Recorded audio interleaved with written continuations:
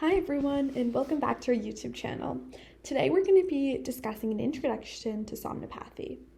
Somnipathy is essentially a variety of sleep conditions and disorders or illnesses grouped under this one term, which refers to all of them together. In this video, we're going to be talking about 5 of the most common sleep disorders and conditions. The first one will be insomnia, then restless leg syndrome, then REM sleep disorder, sleep behavior disorder, sleep apnea, and narcolepsy. So to start with insomnia, it is the most common, actually, sleeping disorder that can create difficulty in initiating sleep. And what this also does is it's going to decrease your energy throughout the day, the quality of one's life, and their mood. Around 10 to 30% of the adult population is actually affected by insomnia. And so some of the symptoms may look like having difficulty initiating sleep at night, or waking up at night, or waking up really early in the morning. And there will be perhaps daytime fatigue or excessive daytime sleepiness that's caused because of this lack of sleep that occurs at night. And there are a variety of symptoms that also can worsen the insomnia itself, such as anxiety surrounding falling asleep. People may lie in bed and be worried about not falling asleep, and that can actually prevent people from falling asleep faster. The next sleep disorder that we want to discuss is restless leg syndrome. It's actually a very common sleep condition that many people in the United States face, around 10% of the population worldwide, but it is more common in adults. And so this is a condition in which this uncomfortable creeping, like uncontrollable sensation crawls up the legs, and it requires basically you to relieve the symptoms, whether it's going to be like shaking the leg or something. It happens during the night and it prevents sleep. So the symptoms could be like this sensation that occurs during resting, like even just sitting down in a chair could sometimes trigger it, and this need for relief after the discomfort. So it requires somebody to alleviate the symptoms immediately, and so that kind of prevents sleep as you're constantly trying to alleviate such symptoms. The symptoms also worsen at night, so people may not experience it and may act normally in the morning, but as the day goes on towards the nighttime, the symptoms will progressively worsen. And this can also result in symptoms that are caused by this. So like in effect, there will be changes in mood or daytime fatigue that could also result from this.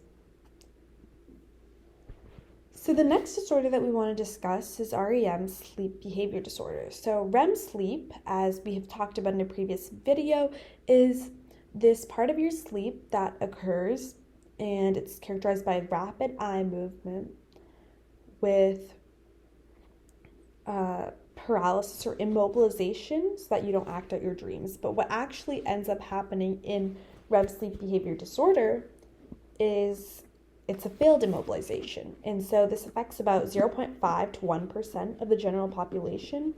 And the chances of actually getting this condition increases as people age. And so 2% of the elderly actually experience this REM sleep behavior disorder. And so what it is, it's a sleep condition in which people are going to act out their dreams, because the immobilization that occurs during REM sleep disorder allows people to not act out their dreams in their sleep.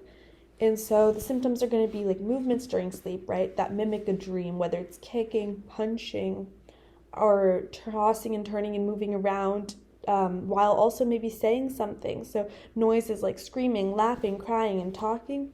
And also an interesting thing that has been noted with REM sleep behavior disorder is recollection of the dream. So if they're woken up in the middle of the dream, they can basically say exactly what happened. And while some people can probably do that on a rare basis, it's more common for people with REM sleep behavior disorder. And the last condition that we want to discuss today is, second to last condition that we want to discuss today is sleep apnea. And so this is a disruption in breathing during sleep, and it's going to cause these temporary spurts of breath where they can't kind of breathe, I guess. And it's caused by an obstruction or blockage of the airway due to a lack of control from the brain to control the breathing. And so It could either be just an obstruction or it could be some control mechanism in the brain that's preventing this constant breathing cycle. And so some symptoms could be daytime fatigue because of this lack of sleep that occurs during the night, and repeated awake spurts during sleep. So they'll get up really quickly and then they will fall back asleep, and it's disrupted periods of sleep which don't allow for optimal sleep time. And some other symptoms could be really loud snoring that often indicates sleep apnea, and people who snore really loudly might have, like, even if they don't have sleep apnea diagnosed, they may have a milder form of sleep apnea. And another large symptom is unusual breathing patterns, which can sometimes even persist throughout the day. And so this affects around 5 to 10% of the population. And for some, it's more mild than severe, which is why the range kind of varies. Okay, so finally, the last disorder that we wanted to talk about is narcolepsy. And this is a sleep disorder that can create drowsiness or periods of sleep during the daytime. And this is one of the more rare conditions. It's not as common as the first 4 that we were discussing. And this affects about 1 in every 2,000 people. And symptoms can be excessive daytime sleepiness. And as this condition progresses, a loss of muscle tone and sleep paralysis and hallucinations. And it is one of the leading causes for fatal car crashes because this period of sleep and drowsiness can just be very sudden and onset. So that's all we have for today's video. Here we're excited and we hope you enjoyed. Please subscribe, like, and comment, and we hope to see you in the next video.